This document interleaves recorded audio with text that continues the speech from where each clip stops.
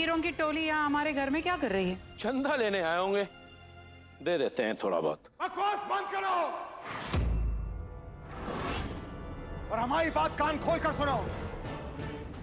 इतने सालों से आपके पड़ोस में रह रहे हैं हम, लेकिन कभी दोनों घरों के बीच में जो सीमा है हमने आज तक नहीं लांगी। लेकिन आज आपने सीमा लांघकर हमें यहां पर आने के लिए मजबूर कर दिया है।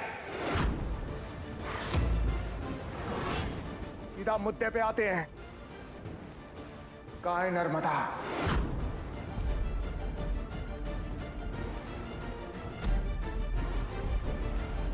सराफत से बताओ नर्मदा कहाँ है, वरना हम सराफत भूल जाएंगे।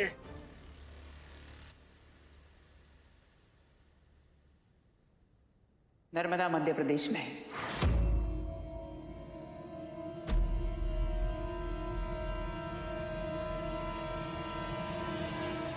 क्या?